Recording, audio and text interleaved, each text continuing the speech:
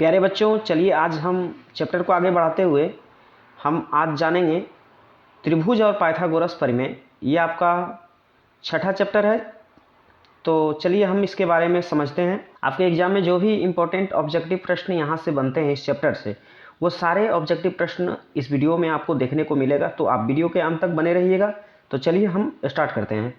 देखिए, आपके सामने जो पहला प्रश्न है वो है, दो समकोणीय त्रिभुजों में उनकी संगत भुजाओं का अनुपात सदैव समान रहता है। ये बात किसने कहा था? तो आपको ऑप्शन में बहुत सारे मिलेंगे नाम, चार। उन चारों में से आपको टिक लगाना है थेल्स। ठीक है, तो थेल्स नामक ही व्यक्ति ने दो समकोणीय त्रिभुजों में उनकी संगत भुजाओं का अनुपात सदैव समान रहता है, ये बात थेल्स ने कहा था। ठीक है, तो इसका करेक्ट आंसर होगा थेल्स। चलिए अगला प्रश्न है कि त्रिभुज एबीसी में AC स्क्वायर बराबर AB square plus BC square हो तो कोण B का मान कितना डिग्री या अंश का होगा? तो देखिए, ये 90 डिग्री का कोण बनाएगी क्योंकि वह समकोण त्रिभुज बन जाती है ना। चलिए अब देखिए अगला प्रश्न है कि सभी वर्ग होते हैं समरूप, सभी समद्विबाहु त्रिभुज होते हैं समरूप, सभी वृत्त होते हैं समरूप और सभी रेखाखंड होते हैं समरूप। ध्यान में रखेंगे। ठीक है, चलिए ये आपके एग्जामों में पूछा जाता है।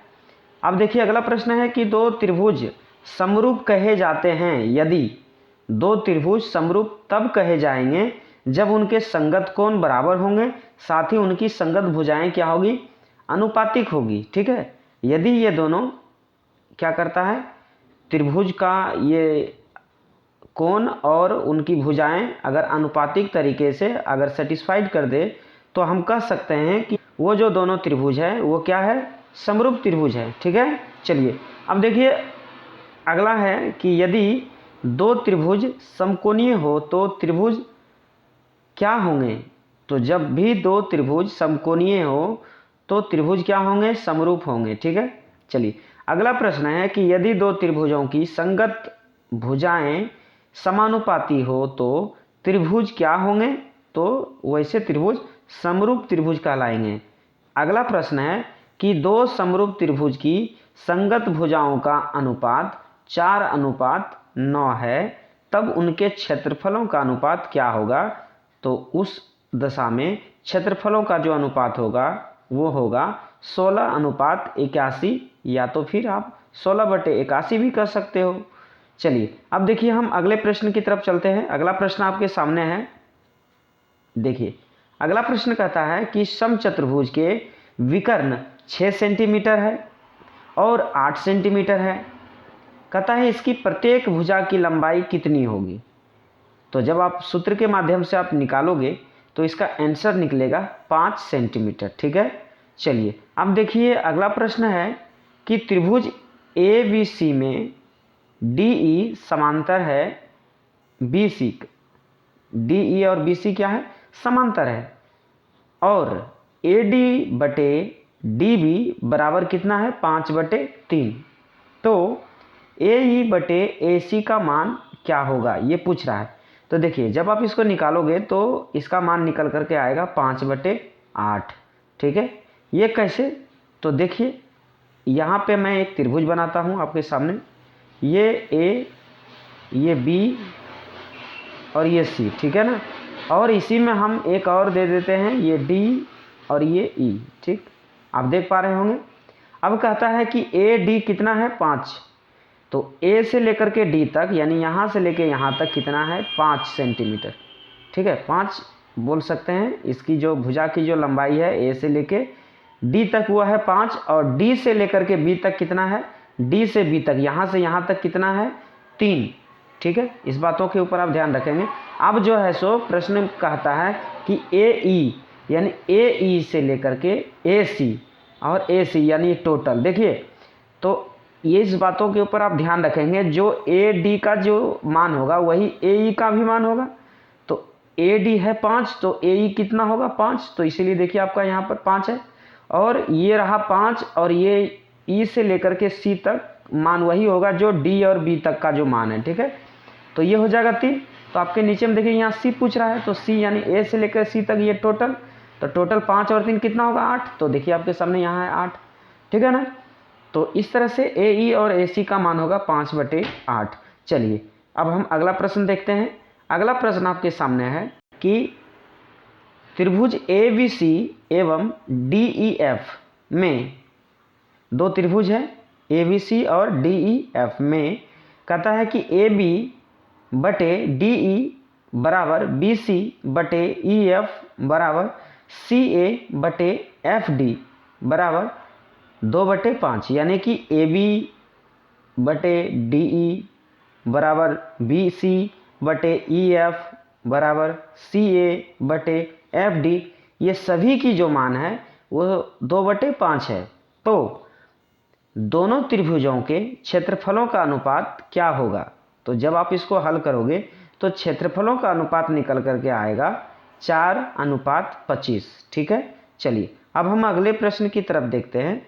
अगला प्रश्न कहता है कि त्रिभुज ए बी सी में ए डी लंब है किस पे?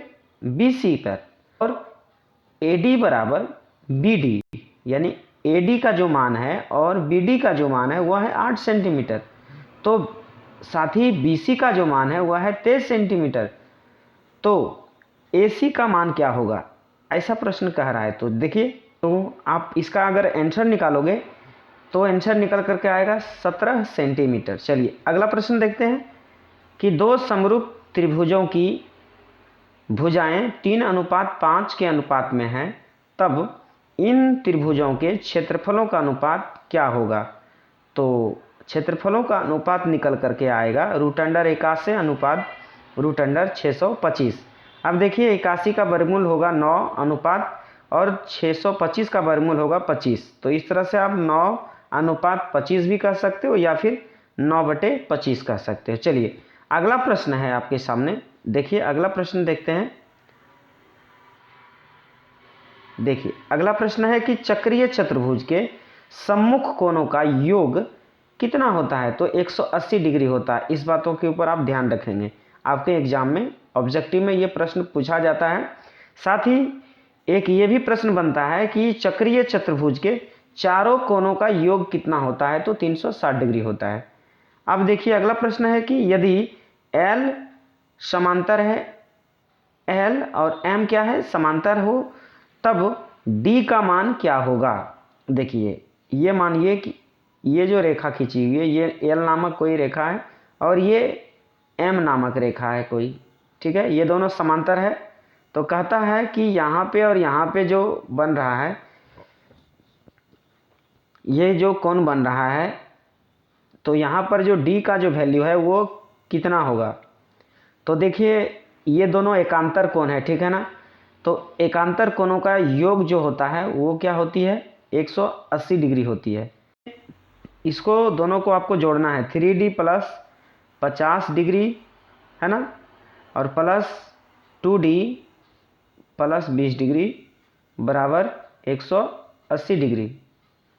तो देखिए 3D और 2D हो जाएगा कितना? 5D। तो आप लिखोगे 5D बराबर और उसके बाद 180 डिग्री और 50 और 20 कितना हो जाएगा? 70 डिग्री। तो इधर जाकर के आप 70 डिग्री माइनस कर दोगे तो 5D बराबर हो जाएगा कितना? 110 डिग्री। तो 5D बराबर 110 डिग्री। 5 से जब इसको कटाओगे तो ये 22 बार में कटेगा। D की वैल्यू कितनी आ गई? 22 डिग्री। तो इसका करेक्ट आंसर हो जाएगा 22 डिग्री, ठीक है। आप समझ चुके होंगे। चलिए अब हम अगले प्रश्न की तरफ चलते हैं। अगला प्रश्न है कि त्रिभुज ए बी सी एक समकोण त्रिभुज है जिसका कोण B बराबर 90 डिग्री और कोण A बराबर 40 डिग्री। तो कोण C का मान क्या होगा? तो कोण C का मान कितना होगा? देखिए सिंपल आपको करना है, एक त्रिभुज बनाना है और A B और C, ठीक है। अब देखिए कोण B कितना है? 90 डिग्री है और कोण A कितना है? 40 डिग्री। तो कोण C क्या होगा? तो आप जानते होंगे कि त्रिभुज के तीनों कोणों का योग होता है 180 डिग्री। तो आपका ये 90 डिग्री और 40 डिग्री 130 डिग्री हो गया। तो शेष कितना और हम इसमें प्लस कर दें जो 180 डिग्री हो जाएगा? तो 50 डिग्री, तो कौन सी कितनी होगी 50 डिग्री। ठीक है, तो ये आपका आंसर बन के तैयार हो गया। चलिए अब देखिए अगला प्रश्न है कि त्रिभुज ए बी सी में ए बी बराबर ए सी। ठीक है, ये देखिए ये एक त्रिभुज है और ए बी सी ये रहा। कहता है कि ए बी और बराबर ए सी, यानी कि ये भुजा और ये भुजा दोनों आपस में क्या है बराबर है, तथा कोण बी ए सी 50 डिग्री हो तो कोण ए बी सी का मान क्या होगा, ऐसा पूछ रहा है। ठीक है, तो देखिए बी ए सी यानी जो बीच में होगा वहाँ पे कौन बनेगा, तो बी ए है तो यहाँ पे 50 डिग्री होगा, यहाँ पे 50 डिग्री होगा। ठीक है, अब देखिए ए बी सी पूछ रहा है, ए बी सी यानी कि यहाँ पे कितना डिग्री का कोण बनाएगा। तो देखिए जब ये दोनों भुजा बराबर है, ए बी और ए सी बराबर है, तो इसके सामने वाले जो कोण होते हैं ना ये भी बराबर होते हैं। ठीक है, तो एक तो ये 50 डिग्री है, कोण ए है 50 डिग्री, और हम लोग जानते हैं त्रिभुज के तीनों कोणों का योग होता है 180 डिग्री। तो शेष जो दो कोण आपका जो बचा है कोण बी और कोण सी, तो कहीं ना कहीं ये 130 डिग्री का होगा दोनों को प्लस करने के बाद। तो और ये दोनों उसके सामने वाली जो भुजा है ये दोनों बराबर है, तो उसके सामने वाले कोण भी बराबर होंगे। तो मान लेते हैं ये दोनों कोण को x, कोण b और कोण c को x मान लेते हैं, तो x प्लस x हो जाएगा 2x बराबर, और शेष कितना था 130 डिग्री, तो 130 डिग्री हो जाएगा। जब आप 2 से इसको हम क्या करेंगे, जब भाग देंगे तो भाग देने के बाद होगा 65 डिग्री। इसका मतलब x का वैल्यू कितना आया 65, तो कोण b पूछे या फिर कोण c पूछे ये क्या होगा 65 डिग्री करके होगा। तो आपसे ये पूछ रहा है कि कोण ए बी सी का मान क्या होगा, यानी b पे कितना डिग्री कोण बनाएगी, तो 65 डिग्री। ठीक है, तो आपका करेक्ट आंसर होगा 65 डिग्री। चलिए अब अगला प्रश्न देखते हैं। देखिए अगला प्रश्न है कि त्रिभुज ए बी सी में बी सी को डी बिंदु तक बढ़ाया गया है, जिससे कोण ए सी डी बराबर 110 डिग्री तथा कोण बी ए सी 57 डिग्री हो तो कोण ए बी सी का मान क्या होगा। ठीक है, तो देखिए सबसे पहले तो हम एक त्रिभुज बनाते हैं, इसका नाम देते हैं ए बी और सी, और कहता है कि बी सी को डी बिंदु तक बढ़ाया गया। तो बी सी ये है, इसको डी बिंदु तक बढ़ा देते हैं, मान लेते हैं यहाँ पे ये क्या है डी बिंदु है।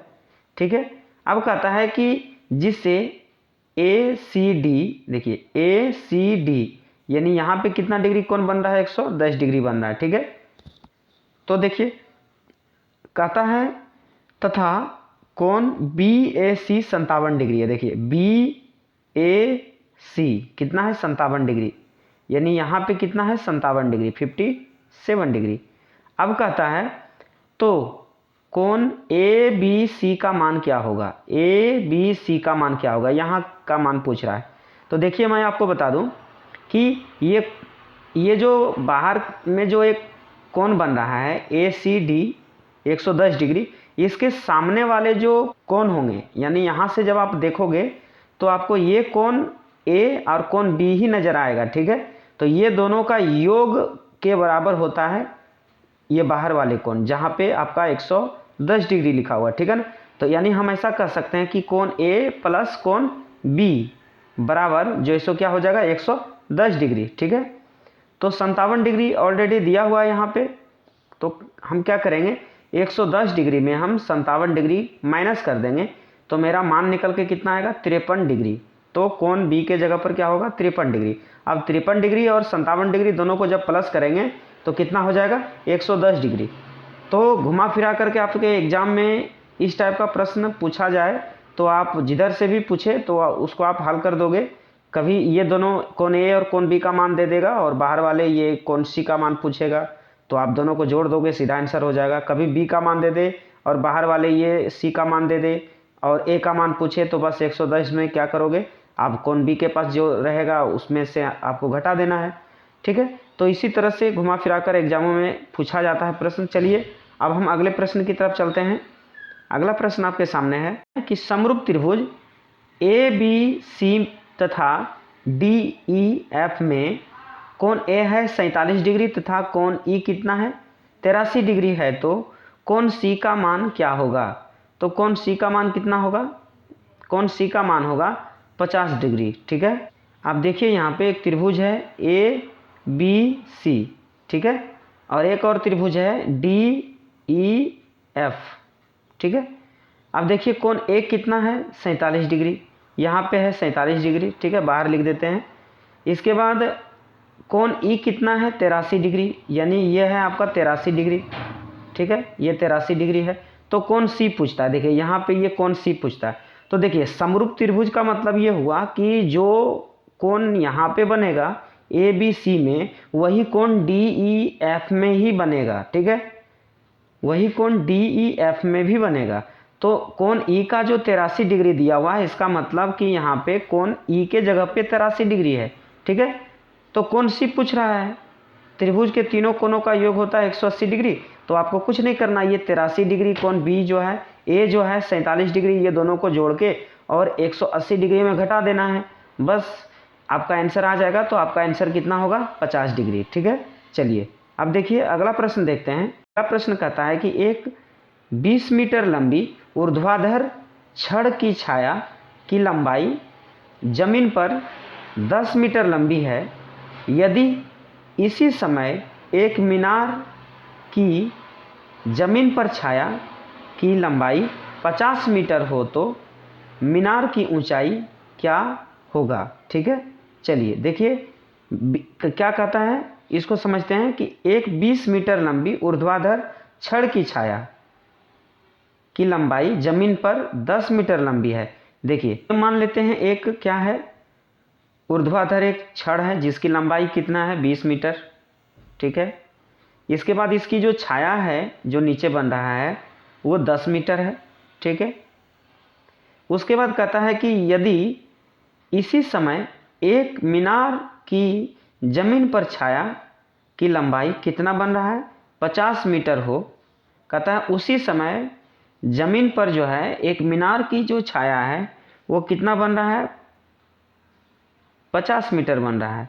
देखिए अब जो है एक मीनार की छाया कितना बन रहा है 50 मीटर बन रहा है। ऐसा मान लेते हैं कि यह एक मीनार है और इसकी ये छाया है 50 मीटर। ठीक है ना, तो वही आपसे पूछ रहा है कि मीनार की ऊंचाई क्या होगा, यानी कि ये जो मीनार है इसका ऊंचाई क्या होगा। वह टर्म दे दिए हैं। ठीक है ना, तो यही पूछ रहा है आपसे कि मीनार की ऊंचाई क्या होगा। तो देखिए ये यहाँ से जब आप खींचोगे ये एक समकोण त्रिभुज बना लिया और ये भी एक समकोण त्रिभुज बनाया। ठीक है, तो देखिए सेम टाइम बोल रहा है कि जो टाइम इसका जो छाया है उसी टाइम में इसका छाया 50 मीटर होता है, तो मीनार की ऊंचाई ज्ञात करने के लिए कह रहा है। तो इसके माध्यम से आप क्या करोगे, इसका क्या निकाल लो कि ये इस टाइम पे यहाँ पे कितना डिग्री कोण बन रहा है, तो वही कोण यहाँ पर भी बनेगा। फिर इसी कोण के माध्यम से आप इसका मान निकाल सकते हो। ठीक है, तो इसका जो मान निकाल करके आएगा वो आएगा 100 मीटर। ठीक है, 100 मीटर इसका करेक्ट आंसर होगा 100 मीटर। आप निकाल करके देख लेना, इसका आंसर होगा 100 मीटर। ठीक है, तो चलिए हम फिर मिलते हैं नेक्स्ट वीडियो में। तब तक के लिए जय हिंद, जय भारत, वंदे मातरम।